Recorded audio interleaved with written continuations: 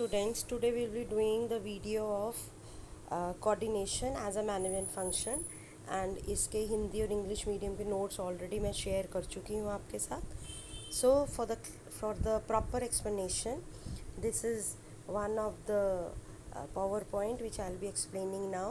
तो it is coordination as a management function. तो as the first slide says, हमारे पास काफ़ी सारे फंक्शंस होते हैं मैनेजमेंट के, like planning, organising, staffing, directing and controlling. Earlier coordination was also the sixth function of management, but जब ये लगा कि हर फंक्शन में कोऑर्डिनेशन की ज़रूरत है तो इसको एक सेपरेट फंक्शन ना मान के इसको ये माना गया कि this coordination is mandatory for the performance of each and every function. So it is one of the most important management function जो कि हर फंक्शन को परफॉर्म करने के लिए ज़रूरी है. तो now first of all it is says coordination बहुत ही इम्पॉर्टेंट एलिमेंट है एडमिनिस्ट्रेशन का. Coordination is the integration, synchronization और orderly pattern of group efforts in the institution towards accomplishment of common objective.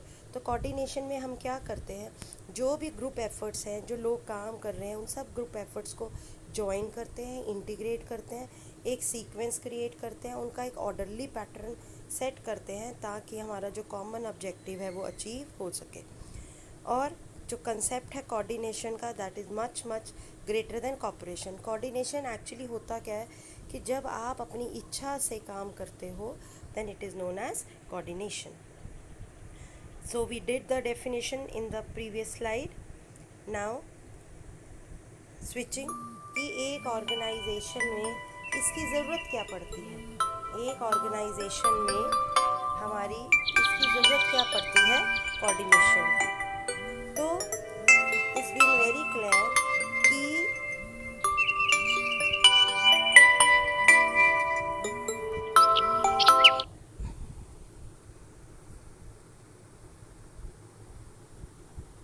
so now coming back to the topic. सो अब बात करेंगे हम कि कोऑर्डिनेशन की इम्पोर्टेंस क्या है एक ऑर्गेनाइजेशन में. कोऑर्डिनेशन एक क्रिएटिव फोर्स है. क्रिएटिव फोर्स का मतलब ग्रुप एफर्ट्स व्हेन कोऑर्डिनेटेड. जब ग्रुप एफर्ट्स हम इकट्ठे कर लेते हैं, जॉइन कर लेते हैं, तो दैट क्रिएट अ रिजल्ट. उनसे ऐसा आउटपुट आता है which is greater than the sum total of individuals. तो इसका मतलब ये है कि जब हम इकट्ठे होकर काम करते हैं, then 1+1 is not 2 but 1+1 is equal to 11. Unity of direction. तो कोऑर्डिनेशन यूनिटी ऑफ डायरेक्शन में हेल्प करता है. कैसे? By securing spontaneous collaboration on the part of different departments को वो जॉइन करके, ताकि जो वो एक्टिविटीज़ करे, they must be in coordination with each other. जो वो डिसीजंस लें, जो उनके ऑब्जेक्टिव्स हों, वो सब एक दूसरे के कोऑर्डिनेशन से हों. तो इससे क्या आता है, यूनिटी ऑफ डायरेक्शन आता है. Next is high employee turnover. अब क्या है, ऑर्गेनाइजेशन की जितनी भी एक्टिविटीज़ हैं उनको हम स्मॉल यूनिट्स में डिवाइड करते हैं और उन यूनिट्स को आगे सब यूनिट्स में करते हैं on the basis of product specialisation. तो अगर हर इंसान वो काम करेगा जिसमें कि वो एक्सपर्ट है और स्पेशलाइज्ड है, तो उसका क्या होगा, उससे मोरल बढ़ेगा.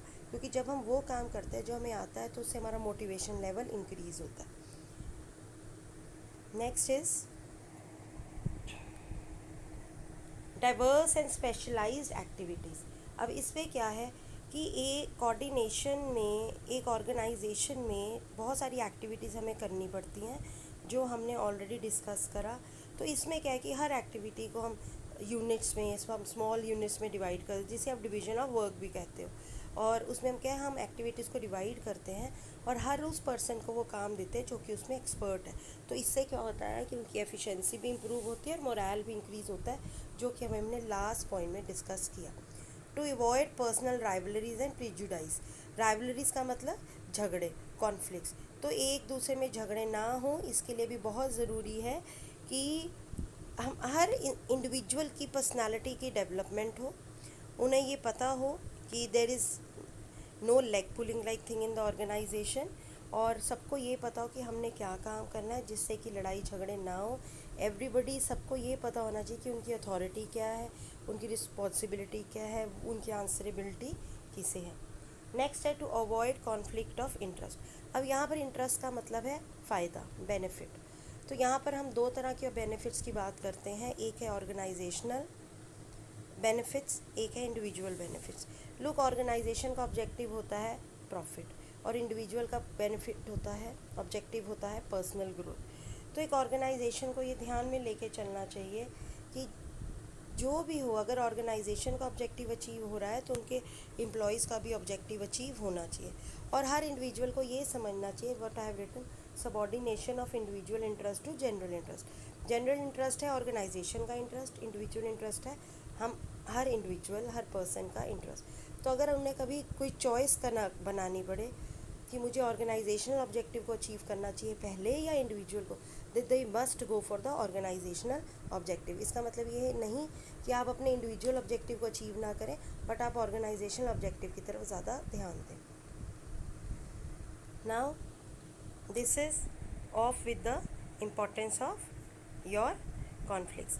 अब है कि एक ऑर्गेनाइजेशन में कैसे कोऑर्डिनेशन को लाया जाए कि यूनिटी ऑफ एक्शन हो, सब लोग मिलजुल के काम करें, ये कैसे लाया जाए। तो सबसे पहला है कम्युनिकेशन। कम्युनिकेशन का मतलब एक दूसरे के साथ अपने आइडियाज़ को, अपने फीलिंग्स को, अपने थॉट्स को शेयर करना। और ये काफ़ी मोड्स हो सकते हैं, फेस टू फेस कम्युनिकेशन हो सकता है या फिर ये थ्रू अदर मोड्स हो सकते हैं, जैसे लेटर हो गया, नोटिस हो गए, तो ये सब मोड्स भी, ईमेल्स हो गई, ये सब मोड्स भी हो सकते हैं। उसके बाद ऑर्डरली प्लानिंग बहुत प्रॉपर होनी चाहिए। प्लानिंग क्या है, ये फॉरमोस्ट फंक्शन होता है मैनेजमेंट का। It is deciding in advance what is to be done, when is to done, how it is to be done and by whom is to be done. तो हमारे जो भी प्लान्स हैं वो orderly होने चाहिए। प्रॉपर सुपरविजन होना चाहिए, एम्प्लॉयज़ के ऊपर कोई ना कोई सुपरवाइज़र या मैनेजर होना चाहिए जो उनको टाइम टू टाइम सुपरवाइज़ करे कि वो प्रॉपर काम कर रहे हैं या नहीं। और अगर उन्हें कोई दिक्कत आ रही है तो उन्हें गाइड करना। Then leadership, there must be a leader, तभी उनके फॉलोअर्स होंगे और लीडर वो पर्सन होगा जिसको उसके फॉलोअर्स फॉलो करेंगे। डिपार्टमेंटेशन होने चाहिए, प्रॉपर ऑर्गेनाइजेशन में डिफरेंट डिपार्टमेंट्स होने चाहिए, जैसे कि finance department, production department, purchase department etcetera. फिर डायरेक्ट कॉन्टैक्ट होना चाहिए एम्प्लॉयज़ और एम्प्लॉयज़ में, मैनेजर और एम्प्लॉयज़ में, सो दैट क्योंकि जब भी हमारी बात कम्युनिकेट होके जाती है from one person to another, कुछ ना कुछ ऐड हो जाता है, कुछ ना कुछ डिलीट हो जाता है। तो there must be a direct contact between the employers and the employees so that उन्हें भी ये लगे कि we are an important part of the organisation और हमारे को भी यहाँ पर लोग सुनते हैं। अब है, जब हम हॉस्पिटल मैनेजमेंट की बात करते हैं तो हेल्थ केयर सर्विसेज में कोऑर्डिनेशन की ज़रूरत क्यों है। अब डियर स्टूडेंट्स देखो, health care system consist of different categories of health personnel. Health care system में बहुत सारे हेल्थ पर्सोनल, हेल्थ एम्प्लॉयज़ होते हैं which require intense coordination to function it effectively. और अपने अपने काम करने के लिए उनके बीच में कोऑर्डिनेशन होना ज़रूरी है। नर्सिंग सर्विस और health care service is often the largest group of health personnel. ये एक ऐसा ग्रुप है जहाँ पर बहुत सारे हेल्थ एम्प्लॉयज़ जैसे नर्सेज, डॉक्टर्स, असिस्टेंट्स और बड़े सारे एक्सपर्ट्स सब इकट्ठे मिलके काम करते हैं और डिफरेंट फंक्शंस और स्किल्स के लोग होते हैं।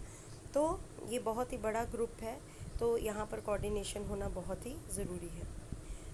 और अगर इन सब में कोऑर्डिनेशन होगा, as a third point says, then the patient care will lead to patient satisfaction. तो हम पेशेंट की केयर अच्छे से करेंगे, जिससे हमारा पेशेंट सेटिस्फाई होगा, उसको बेटर क्वालिटी ऑफ सर्विसेज मिलेंगी और पेशेंट के आउटकम्स, रिजल्ट्स अच्छे आएंगे, वो जल्दी से डिजीज़ से रिकवर होगा, हमारे हॉस्पिटल की गुडविल बढ़ेगी और हम एज एन इंडिविजुअल भी हमारी रेपुटेशन बढ़ेगी। तो अब बात आती है, जब आप एक हेल्थ केयर मैनेजर की तरह डिप्यूट हो गए तो आपको क्या क्या करना पड़ेगा। आपकी बहुत सारी डे टू डे रिस्पॉन्सिबिलिटीज़ होंगी, जिसमें प्लानिंग, डायरेक्टिंग, कोऑर्डिनेशन और प्रैक्टिशनर्स के साथ, डिपार्टमेंट्स के साथ, ग्रुप के साथ आपको कोऑर्डिनेशन करना होगा। आपको बहुत सारी हॉस्पिटल सेटिंग्स में काम करना होगा, आपको रूल्स को फॉलो करना होगा, आपको ऑर्गेनाइजेशन के बजट की तरफ ध्यान देना होगा, फाइनेंस की तरफ देना होगा, और आपको ये भी ध्यान देना होगा कि जो भी एम्प्लॉयज़ आपके अंडर काम कर रहे हैं उनके टैलेंट, उनके स्किल में भी डेवलपमेंट हो। तो अब बात करते हैं ये तो थी आपकी जो हमने डे टू डे रिस्पॉन्सिबिलिटीज़। अब सेकेंड पॉइंट है डिपार्टमेंटल कोऑर्डिनेशन, कि उनको डिफरेंट डिपार्टमेंट्स में कोऑर्डिनेशन करना पड़ेगा सो दैट सब मिलके ऑर्गेनाइजेशन के गोल्स को इफ़ेक्टिवली अचीव कर सके। फिर मैनेजिंग टीम वर्क, जैसे कि अभी मैंने ये बताया, it is a health care is a large group where thousand and thousands of employees are working together. So when we talk about together we come to know about the team work. तो इतने ऐसी organisations में team work और collaboration बहुत ही ज़रूरी है, coordination for the successful hospitals. तो इसमें आपको क्या करना पड़ेगा, आपको स्टाफ के बारे में सारी इन्फॉर्मेशन को स्टोर करके रखना पड़ेगा. आपको एक मिडल मैन की तरह काम करना पड़ेगा between goals, strategies and day to day activities. फिर आपको बहुत सारी इनोवेटिव ऑपरेशनल अप्रोचेस को भी अडॉप्ट करना पड़ेगा, so that you can provide the best quality to services at the reasonable prices. So here we off. तो आज के इस लेक्चर में हमने बात करी कि किस तरह की एक हॉस्पिटल मैनेजर की क्या क्या रिस्पॉन्सिबिलिटीज़ होंगी. जैसे उसको day to day responsibilities fulfil करनी पड़ेंगी, फिर उसको डिपार्टमेंट्स में कोऑर्डिनेशन लाना पड़ेगा, और उसको टीम वर्क को प्रमोट भी करना पड़ेगा और मैनेज भी करना पड़ेगा. तो इसी तरह हमने बात करी कि कोऑर्डिनेशन हेल्थ केयर में क्यों ज़रूरी है. सबसे मेजर बात यह है because thousand and thousands of people are working here, और हम कैसे कोऑर्डिनेशन ला सकते हैं कम्युनिकेशन से, प्रॉपर प्लानिंग से, सुपरविजन से, लीडरशिप से, डिपार्टमेंटेशन से और डायरेक्ट कम्युनिकेशन से. फिर हमने उससे पहले बात करी कि कोऑर्डिनेशन क्यों ज़रूरी है और डेफिनेशन क्या है, what is coordination. So here I hope it is clear with you, क्योंकि आपका जो टॉपिक है that is coordination and conflict. And dear students, अगर कोऑर्डिनेशन नहीं होगा तो कॉन्फ्लिक्ट होगा. कॉन्फ्लिक्ट मतलब झगड़े. अगर कोऑर्डिनेशन नहीं होगा तो inter department, intra department conflicts होंगे, और अगर लड़ाई झगड़े होंगे तो हम लोग एक दूसरे की लेग पुलिंग करेंगे, जिससे कि हम अपने मेन एरिया ऑफ वर्क जो हमारा पेशेंट केयर सर्विस है उससे हम अपने आप को डाइवर्ट कर लेंगे, हम अपनी ग्रोथ नहीं कर पाएंगे. तो हॉस्पिटल मैनेजर की रिस्पॉन्सिबिलिटी बनती है एटमोस्ट कि he must work for the coordination, जिससे कि कॉन्फ्लिक्ट्स बहुत कम हो. Thank you and have a nice day.